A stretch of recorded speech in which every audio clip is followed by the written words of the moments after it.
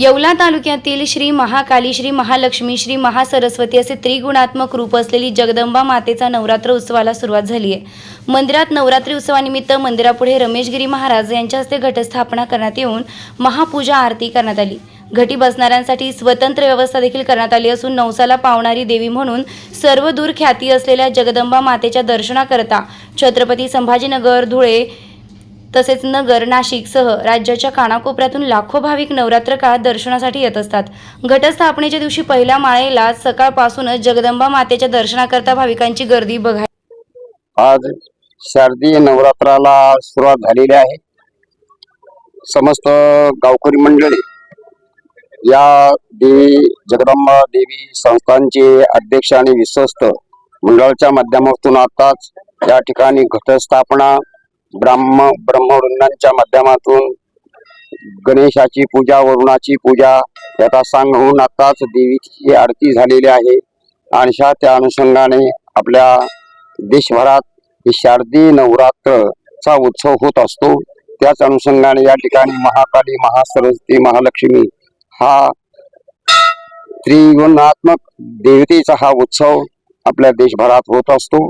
आणि या नवरात्र उत्सवामध्ये या कोटोंगाची ही अंबा जगदंबा या ठिकाणी अध्यक्ष विश्वस्त मंडळाने छान अशी व्यवस्था या ठिकाणी केलेली आहे।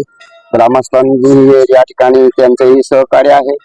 आणि अशा ह्या नवरात्र उत्सवाच्या या माध्यमातून देवीची उपासना, देवीची आराधना, देवीची या ठिकाणी हा उत्सव शारदीय नवरात्राच्या माध्यमातून आज राष्ट्रसंत सद्गुरू जनार्दन स्वामी यांचे परमप्रिय शिष्य, कोपरगाव समाधी बेटाचे प्रमुख महंत, मठाधिपती, आदरणीय, पूजनीय, वंदनीय, प्रातस्मरणीय रमेशगिरी महाराज यांच्या शुभ हस्ते घटस्थापना होऊन या शारदीय नवरात्र उत्सवाला मोठ्या आनंदाने प्रारंभ झाला।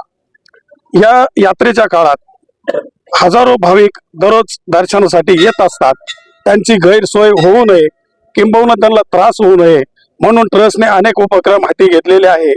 घटी बसणाऱ्या भाविक भक्तांसाठी ट्रस्टच्या वतीनं फराळाची व्यवस्था केलेली आहे, तसंच राहण्याची व्यवस्था आहे। आणि 9 दिवस इथं धार्मिक कार्यक्रम, देवी भागवत कथा, रोज कीर्तन, भजन इत्यादी कार्यक्रम चालतात। बाकी CCTVच्या माध्यमामधून यात्रेवर नियंत्रण ठेवण्याचं काम, तसेच येवला शहर पोलीस स्टेशनच्या वतीनं चोख बंदोबस्त असतो। मंदिर 24 तास खुलं राहील। भाविकांना नम्र विनंती, आपण एकदा तरी दर्शनाला यावे आणि आई जगदंबेचा आशीर्वाद प्राप्त करावा।